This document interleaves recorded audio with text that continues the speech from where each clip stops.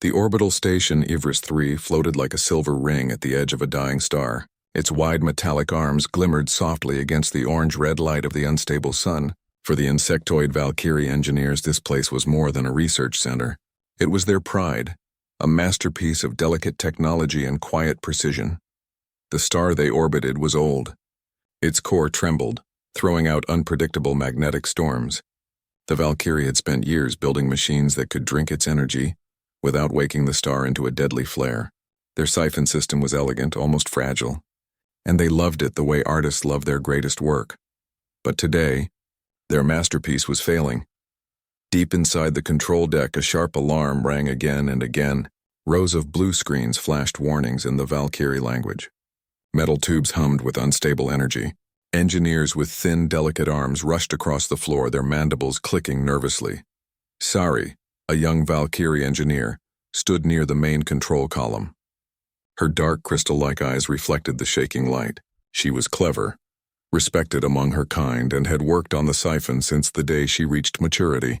But right now, even she felt something close to fear. Magnetic channels collapsing on the outer grid, she said softly. But her voice carried through the room. The containment field is losing strength. Another engineer hissed, if the siphon collapses, the star will erupt. Asari didn't need to be told. She could already imagine it. A wave of fire tearing through space, turning Ivris 3 into dust. And then, in the middle of the panic, a soft clunk echoed through the deck. A human had arrived. Commander Isaac Rourke stepped through the airlock like he owned the place. His boots made dull sounds against the clean floor. He was tall, broad, with sleeves rolled up and a rough grin that didn't belong in a room full of worried alien scientists. A few engineers turned their heads, clicking in quiet disapproval. Humans were messy, loud, clumsy, but also impossible to ignore. Behind Rourke came a hovering transport crate. Half the size of a shuttle, it floated with a low hum, its silver locks gleaming. Asari frowned. What in the galaxy could a human possibly bring that was that big? She stepped forward, her two upper arms folded politely, her lower arms resting at her sides. Her mandibles twitched, a Valkyrie sign of disbelief. Your tool is too big for the job, human, she said, her voice light but filled with quiet judgment. The other Valkyrie around her gave soft chuckles, a sound like wind brushing glass. Rourke looked down at her, amused. Yeah, he said, tapping the massive crate. That's the point. Sari tilted her head, confused. The Valkyrie designed tools like fine jewelry, precise, controlled, delicate. The human's machine looked like a metal beast. It is a siphon field stabilizer, she said carefully. The problem requires subtle adjustments, not whatever this is. He crouched down, opening the crate with a satisfying hiss. Inside sat a huge cylindrical machine. It was covered in reinforced plating, with thick cables coiled like sleeping serpents. It looked nothing like Valkyrie tech. Meet the hammerhead boar, Rourke said proudly. She doesn't fix problems gently. She fixes them. Sari's mandibles twitched again. That is not how engineering works. He gave a small laugh. That's not how your engineering works. Around them, the alarms kept ringing. The station trembled slightly as another energy wave rolled through the star's corona. Valkyrie engineers spoke in fast clicks and chittering voices, but none of their solutions were working. Rourke didn't seem worried. He knelt beside the machine and began pulling out power connectors.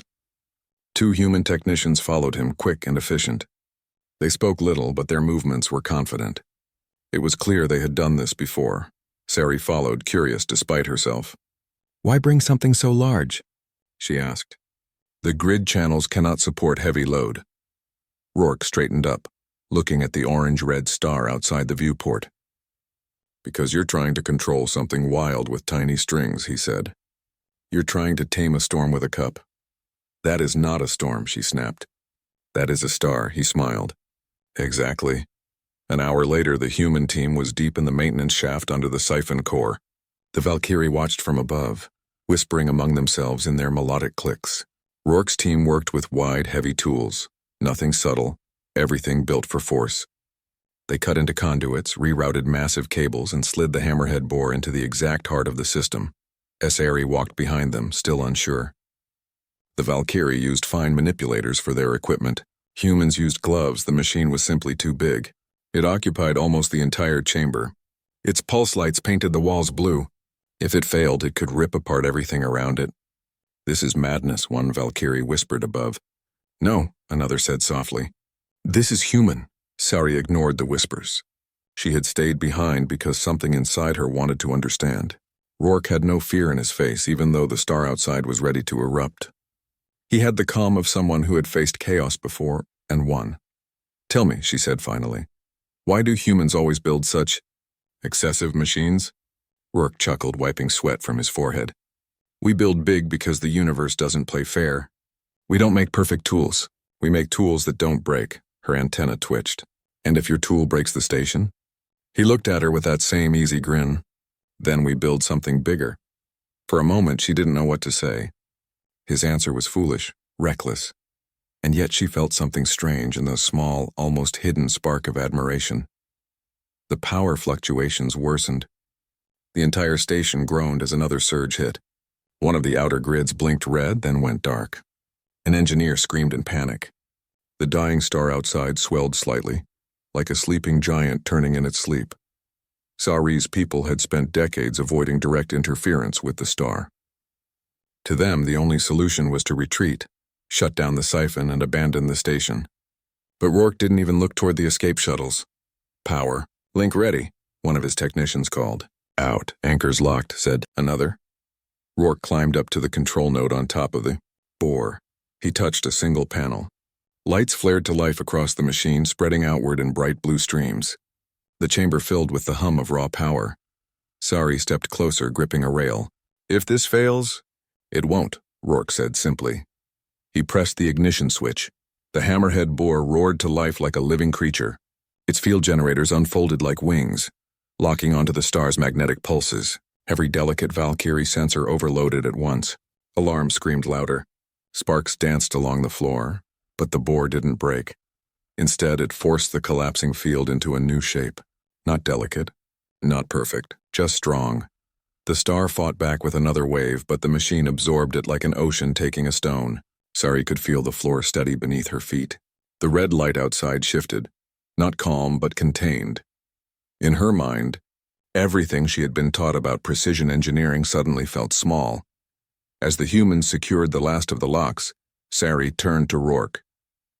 "You are not controlling the star," she whispered. "You are wrestling it," he smiled softly. "Now you get it." For the first time since the crisis began, she didn't feel helpless. The job wasn't too big. The tool wasn't too big. The thinking had been too small. And though the star wasn't saved yet, something had already changed in the way Sari saw humans. Never underestimate a human with a wrench, she thought. The alarms kept ringing, but the tone had shifted. It wasn't panic anymore. It was challenge, and humans love challenges. The hum of the hammerhead boar filled the siphon chamber like the low growl of a giant animal. Blue light moved across the walls, pulsing in rhythm with the old star outside. The Valkyrie engineers on the upper deck watched in silence. For a species that trusted quiet, careful control, the human machine felt like a storm in a bottle. Sari stood near the main rail, staring at the boar. She could still feel the floor shaking from the star's unstable heart, but the pattern was changing. It wasn't wild anymore. It was steady, almost as if the star had found something new to hold on to. Rourke stood beside the machine, hands on his hips, calm but sharp. His human crew moved around him quickly. They worked without panic, their boots echoing on the floor. Even when sparks jumped from the cables, they didn't run. They tightened clamps. They pulled levers. They trusted the machine. Sari didn't understand how they could be so sure. She remembered how her people had spent years building delicate devices, thin rods, soft magnetic nets, beautiful control grids that could shape energy like a musician shapes a song. But humans, they didn't play soft songs. They built walls big and heavy and forced the universe to listen. A voice came from the control deck above. Core pressure rising. Channel stability at 52%. The number was low. Too low. Another voice added, "Outer grid 6 just failed. The star is waking up." The room fell silent. Everyone could feel the vibration in the air change. It wasn't the soft hum anymore. It was the deep rumble of something old and dangerous. Through the viewing panels, the orange-red surface of the star began to twist like boiling water. If the core went unstable, everything would end. No ship would escape fast enough. Isari's antenna twitched in fear, but Rourke didn't flinch. He turned to his crew. "Get me the secondary anchors," he said. 2 humans ran to the crate, pulling out heavy black cables thick as their arms. Isari's eyes widened. "What are you doing?" He gave her a quick grin. "Making sure it listens." "Listens?" she repeated. He pointed toward the star outside. "Yeah, stars don't like being told what to do. So we don't tell them. We build something louder." She didn't understand everything he said, but his confidence pulled her forward. She followed him down the metal steps into the lower chamber, where the boar's power veins spread out like roots. Heat filled the air. The metal walls glowed faintly. "Do you not fear the core will collapse?" she asked. Rourke grabbed one of the anchor cables. "If we fear it, it wins," he said. We push harder. In the control deck, the Valkyrie leader, a tall engineer named Tevrix, clicked nervously. "Human interference is dangerous," he whispered to his crew. "They will break everything." But another voice, softer, said, "Or they will save it." Tevrix didn't like that thought. His species lived by precision. They planned every decimal. Humans were chaos in boots, and yet down in the chamber that chaos moved like a well-trained army. Sari climbed down the last steps and saw the humans bolt the cables directly into the siphon core. It was not gentle. It was not elegant. But it worked. Each connection strengthened the machine's grip on the unstable field. She leaned closer to one of the panels and saw something surprising. The energy lines were changing direction. The boar wasn't fighting the star directly. It was redirecting its own strength back into itself. Her breath caught. It was not elegant science. It was something else.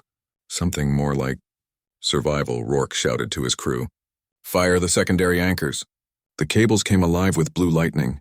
The chamber lights flickered, and for a heartbeat, the entire station felt like it might break. Then the trembling shifted again. The wild pulse of the star became a deep rolling wave. On the upper deck, Tevrix leaned over the console. Stability increasing. 61%, 67, 73. A wave of quiet disbelief spread through the alien engineers. Isari looked up toward the control deck and saw the others staring. They didn't understand how brute force could work better than their fine instruments. Neither did she. But it was working. Rourke wiped sweat from his forehead and gave her a small nod. "Told you," he said. She blinked. "Told me what?" He gestured to the boar. Big tools get big jobs done. But it wasn't over. A sudden alarm screamed through the station. Red lights flashed along the walls. One of the alien engineers shouted from above, "Outer flare detected! Corona surge approaching fast." Sari's blood ran cold. A corona surge was like a star's scream, a wave of radiation and plasma strong enough to melt shields and crack hulls. It would hit in minutes. Tevrix's voice shook. "All personnel prepare for evacuation." But Rourke didn't even look toward the escape pods. "No one's leaving," he said. "Not yet." Sari turned to him. "Are you insane?" "If the flare reaches us, then we make sure it doesn't." She stared at him, almost speechless. "We can't stop a flare." His eyes were steady. "You can't. But we can try." The humans moved faster than she'd ever seen. One crew member climbed the maintenance lattice, adjusting field regulators. Another locked emergency shields into the boar's base. A third began feeding the power cells, their hands flying across the control panel like they were born for this. Sari forced herself to focus. If she couldn't believe in the plan, she could at least help. "Tell me what to do," she said. Rourke gave her a quick, approving nod. "You're with me. We need to open the vent gates on the south grid." She followed him down a narrow tunnel. The air was hot, the metal glowing faintly red. Every step echoed like a drumbeat. They reached a small console covered in human and Valkyrie controls. "This will release pressure before the flare hits," Rourke explained. "If we can channel it into the boar, it'll ride the surge instead of getting crushed." Sari tapped the controls. "But the grid cannot hold that much power." "Yeah," he said. "That's why I brought the big tool." He slammed his hand on the lever. The console screamed. The gates opened with a deep metallic roar. The star outside exploded with light. A river of plasma surged toward Everest 3, bright as fire, loud as thunder through the station walls. For a moment, it felt like the end of everything. The Valkyrie on the upper deck froze, expecting death. But the boar didn't shatter. It roared back. The flare hit the field anchors, and the machine absorbed the force like a mountain taking a wave. The entire station shook. Sparks fell like rain. A pipe burst somewhere above them, but the boar held. Sari braced herself against the wall. She could feel the star's energy rushing through the station like a wild river. She thought it would tear her apart, but the machine didn't let go. It bent the force, forced it down into the deep stabilizers, and spat it back out into space.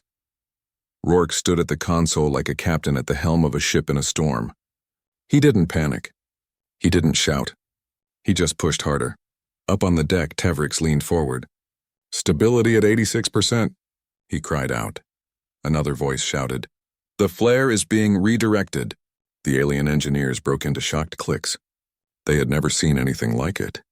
All their elegant designs had failed. And yet here was this big, clumsy human machine, turning a solar death wave into something they could survive. Sari looked at Rourke. His hands were still on the controls, his eyes locked on the star. He didn't look like a soldier or a hero. He looked like someone who refused to lose. Her heart, made of crystal cartilage and light nerves, beat faster. This was what made humans dangerous. Not their technology, not their strength, but the way they looked at the impossible and didn't walk away. The flare began to fade. The violent orange light softened. The shaking slowed. Bit by bit, the hum of the boar returned to its steady rhythm. On the deck, someone whispered, "We survived." Tevrix lowered his head in disbelief. "How?" Sari climbed back to the upper deck with Rourke behind her. Her chest was still tight, but she couldn't stop smiling. Not because it was over, but because she had seen something she didn't think was real. Rourke reached the control rail and crossed his arms. "Told you," he said casually. Tevrix turned toward him, antenna twitching with frustration and admiration all at once. "That should not have worked." "It usually doesn't," Rourke replied. "That's why it's fun." The room was quiet for a moment. Then soft laughter, alien and human, filled the air. Not because the danger was gone, but because they were still alive. Sari looked through the viewport. The star still burned fiercely, but it was stable for now. She felt something shift deep inside her. She had always believed engineering was about control, about perfection. But humans had shown her another way, not control but courage. She turned to Rourke. "You are reckless," she said softly. He smirked. "Yeah, but also remarkable." He raised an eyebrow, half amused. "Careful." That almost sounded like a compliment. She gave a small click of laughter. "Do not let it go to your head." The alarms quieted. The station lights slowly returned to normal. Outside, the star continued to spin, still dangerous but no longer in control of their fate.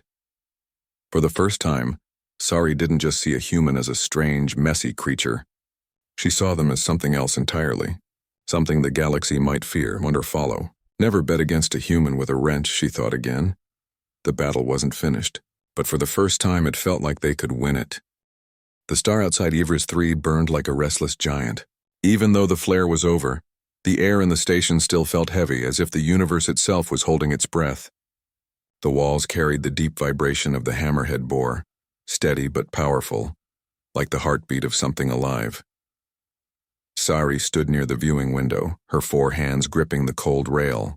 She had spent her life studying stars, but she had never felt this close to one, not in a way that made her heartbeat match its pulse. She looked down at the humans working below. Even after surviving a massive solar flare, they didn't stop. They kept checking the systems, tightening bolts, and securing the stabilizers. Humans, she thought, never stopped when others would. Rourke stood in the center of the chamber, one hand resting on the boar like a captain resting a hand on his ship. His face was serious now. The smile that annoyed so many Valkyrie had faded. He was studying the readings like someone reading the language of danger. "Talk to me," he said to his technician. "Stability holding at 75%, the technician replied. "But the core temperature is climbing again." Sari's antenna twitched. "How is that possible?" "We redirected the flare." The technician's face tightened. "Because the star is not finished yet." Rourke looked up at the viewport. The star's surface swirled again like a storm returning. "It's angry," he said softly. Tevrix, the Valkyrie leader, clicked his mandibles in frustration. "This is hopeless. We cannot control it." "Even your brute force will not control?" Rourke interrupted sharply.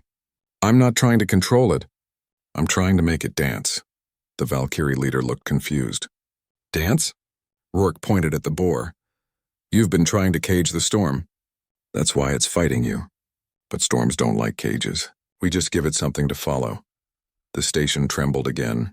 The warning lights flared red. The outer energy grids blinked in and out. A low, slow rumble moved through the entire structure.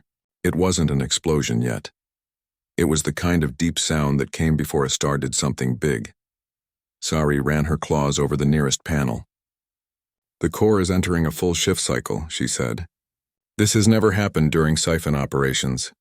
If it goes nova, Rourke finished her sentence calmly. Then everything burns. For the first time, she noticed something else in his face. Not fear, but a kind of quiet respect for the danger. He didn't treat the star like a broken machine. He treated it like something alive. He turned to his crew. Everyone to anchor positions. We're going all in.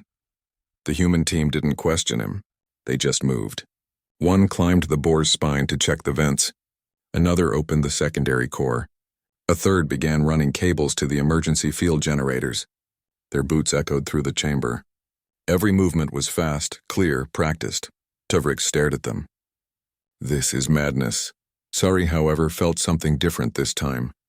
The madness didn't scare her anymore. It inspired her. Rourke jumped onto the main platform and Sari followed him without hesitation. He gave her a surprised look. You're not running? He asked. She straightened her back. No, I am an engineer. He grinned, a small, proud smile. Good answer. She stepped beside him at the console. What do we do? He placed his hand on the glowing control lever. We push it, she tilted her head. Push what? He nodded toward the star. The storm. The next few minutes moved fast. The humans rerouted power through the boar's main coils. Massive cables lit up like rivers of blue lightning. Valkyrie engineers watched, their elegant hands frozen above their delicate controls. Sari could feel the energy through the floor. It was wild, bigger than anything she had ever felt before. The boar's pulse grew louder. It was no longer a hum. It was a roar. Anchor lines ready, shouted one human. Power levels rising. 90% capacity, called another. The lights flickered across the entire station, but nobody stopped. Rourke raised his voice over the sound. We're not going to block it. We're going to ride it. Tuvrik looked horrified. Raja Nova Surge? You are insane. Rourke smirked. Maybe. The star outside twisted, its surface boiling with a massive energy wave. It wasn't a flare this time. It was a full shift pulse, the kind of event that could tear an entire station apart. Valkyrie ships in orbit began to retreat. No one wanted to stay near that kind of death, but the humans stayed. When the surge hit, it wasn't a sound. It was a feeling. The entire station shook like a leaf in a hurricane. The boar flared bright blue. Metal walls groaned. Energy arcs danced across the floor. Sari grabbed the rail. Her chest felt tight. This was more than she had ever imagined. But Rourke didn't flinch. His hand stayed firm on the lever. Come on, he whispered to the star. Dance with me. The surge slammed into the boar's anchors. The machine absorbed the first wave like a shield. Then it bent it, not perfectly, not cleanly, but just enough. The wave curved around the station instead of through it. On the upper deck, Valkyrie eyes widened. The field is stabilizing. Someone shouted, another voice. Power levels climbing. 105%. That should have been impossible. But the star wasn't done. A second surge hit, stronger than the first. One of the cables snapped loose, sparks shooting across the chamber. A technician yelled but kept working, pulling a new line into place with both hands. Sari ran forward on instinct, locking the auxiliary clamps with her lower arms. She wasn't trained for human machines, but somehow she understood enough to help. Rourke glanced at her with quick respect. Not bad, bug girl. She clicked her mandibles softly. Not bad, big tool man. Despite everything, they both laughed, short, sharp, and real. The storm outside reached its peak. The orange-red light turned white gold, so bright it painted the station in pure light. The boar roared back, pushing its power into the heart of the surge. It didn't stop the star. It didn't even try. It simply gave the storm a path, a way out. The massive energy wave folded around the boar's field like water around a stone. The station stopped shaking. For the first time, Sari realized the star was following their lead. The storm had bowed. The control deck exploded with cheers, alien clicks, and human shouts blending into something new. Even Tuvrik stood frozen. his disbelief slowly turning into quiet respect. The light faded slowly. Outside, the star didn't look like it was dying anymore. It was still burning fiercely but steady, balanced. Its violent pulse had calmed, reshaped by something it had never met before. A machine too big for the job and a crew too stubborn to quit. Inside the chamber, smoke drifted from a few broken panels. The humans were covered in sweat and grease. The Valkyrie engineers stared in stunned silence. Rourke let go of the lever and exhaled slowly. "Well," he said, "that was fun." Sari's legs felt weak. She had just stood face to face with a star's fury. But more than that, she had stood beside a human. Tevrix walked forward slowly. His voice was quiet, almost respectful. "You made the star obey." Rourke shook his head. "No, we just gave it something bigger to lean on." An hour later, the alarms were silent. The boar was cooling down. The Valkyrie engineers were already downloading every piece of data they could find. They had never seen anything like it. Sari sat on a steel crate, exhausted but alive. Rourke sat down beside her, leaning back against the wall. "You did good out there," she blinked. "I did not understand everything you did." "Neither did I," he admitted with a grin. "But it worked." She tilted her head. "Why risk everything? You could have left. You could have saved your crew." He looked at the star through the viewport. "Humans don't like running from storms. We like proving they can be beaten." She was quiet for a long moment. Then she said softly, "You are reckless." He nodded. "Yeah," she added, "and remarkable." He looked at her with a spark of humor. "You're starting to like me." "Do not push your luck, human," she said. Clicking her mandibles lightly, they both laughed. Tired, relieved, alive. When the Valkyrie High Council received the data, the story of the star and the human machine spread fast. Entire fleets had watched the surge from a distance. Every species had expected to see Ivris 3 destroyed. Instead, they saw humans bend a dying star. The phrase whispered across star systems wasn't poetic or grand. It was simple. Never bet against a human with a wrench. Sari walked through the station corridors days later, now quiet and stable. She had spent years believing that precision was the only way to solve big problems. But now she understood something more. Sometimes perfection is too small. Sometimes what you need is something too big. She found Rourke in the hangar, leaning against the boar with his arms crossed. The machine still looked like a beast, heavy, loud, a little broken but still standing. Just like its builder, as Sari approached. "I have been assigned to the new star project," she said. "And they have requested human designs." He grinned. "Big tools, huh?" She nodded. "Big tools." Then after a moment of silence, she added softly, "Thank you." He shrugged like it was nothing, but his eyes softened. "Any time, bug girl." Outside, the star burned steadily, its fire no longer wild but focused. It hadn't been tamed. It had simply learned a new way to move. And somewhere deep in the universe, another storm was waiting, and humans would be ready.